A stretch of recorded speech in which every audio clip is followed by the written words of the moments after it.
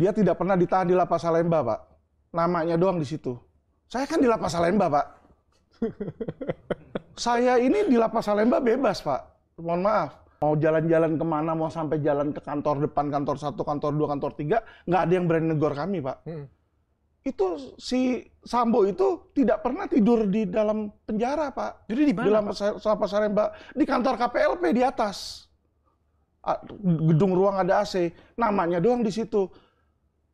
Eliezer cuma datang nama doang di situ, habis foto-foto dikirim lagi balik ke Mabes. Kagak ada di situ, Pak. Cuma biar dapat namanya, role-nya aja, biar dapat ininya. Saya tahu semua, Pak. Bapak yang ngomong saya yang takut ya. Itu kenyataannya, cuma 1 hari doang di situ. Saksinya banyak, Pak.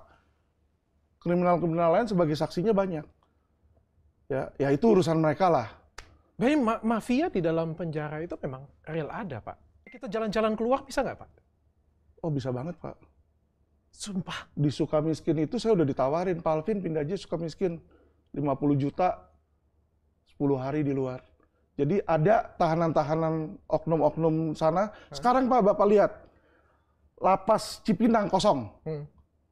Tahanan tipikornya pindah semua ke Sukamiskin. Kenapa? Sekarang lagi obral di Sukamiskin. Beni Cokro pindah. Itu yang oknum-oknum gede. Karena di sana itu bebas, Pak. Bebas seperti apa nih, di Pak? Di Sukamiskin. Wah, dia bisa keluar, bisa bebas di luar lah, Pak, intinya.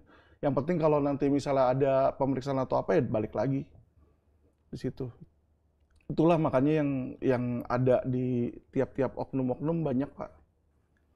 Oknum di setiap pemerintahan ada, Pak. Makanya disitulah saya speak up. Saya bukan berbicara menjelek-jelekan orang-orang tertentu, tapi saya pengen hukum itu baik, itu aja. Supaya oknum itu diperbaiki oleh pemerintah. Bukan mau lawan pemerintah. Saya nggak sanggup lawan pemerintah kok. Jadi kalau misalnya Kumham, kepolisian, kejaksaan hebat, Pak, saya juga bangga, Pak. Tapi kalau saya lihat mereka kayak sampah, masa saya nggak ngomong? Saya bilang bau loh di situ. Ya kan?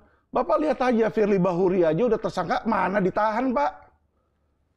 Mana ditahan? Sesama korps mau nahan.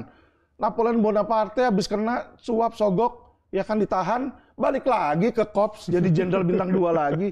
Kan dagelan, Pak. Ya sudahlah, saya orangnya jujur, Pak. Saya bilang, saya nggak suka, saya bilang. Jadi nggak saya di depan orangnya baik-baik, di belakang ini kagak. Saya pengen mereka introspeksi, saya pengen mereka jadi lebih baik, Pak. Kalau mereka baik, saya juga bangga, Pak. Oke. Loh, apa kita nggak bangga kalau kepolisian RI kita misalnya jadi polisi yang jujur? Saya senang, Pak. Iya dong. Gitu kan. Dan saya respect banget apa yang Alvin Lim lakukan untuk perbaikan hukum di Indonesia. Dan kita juga ngelihat, ya mungkin harus ada yang diperbaikin lah. Tapi Anda nggak terlalu berani tuh seperti itu, Pak. Nggak takut, Pak, masuk lagi? Ya, jujur punya ngomong, Pak. Ini baru keluar loh, Pak. Dokter juga bilang sama saya, ya 50% orang yang kena gagal ginjal stadium 5 tuh kemungkinan hidup cuma 2 tahun, Pak. 50%. Ya tentu ada 50% yang bisa lewat. Jadi, waktu saya nggak banyak. Kenapa nggak dari sisa waktu saya ini saya berbuat baik untuk sesama? Itu aja sih. Saya udah nggak mencari uang saya. Kenapa nggak waktu yang Bapak ada, Bapak manfaatkan untuk anak dan keluarga, Pak? Udah, jadi saya sama anak sama keluarga pergi hampir tiap hari. Ya kan, di situ kan. Terus ya aset yang saya punya saya kasih ke mereka. Tapi apa yang saya sekarang kerjakan ini bukan untuk anak sama istri saya lagi, tapi untuk sesama saya, Pak. Itu yang saya pengen lakukan. Jadi kalau saya meninggal pun ya ada pahala lah. Amin, saya doakan.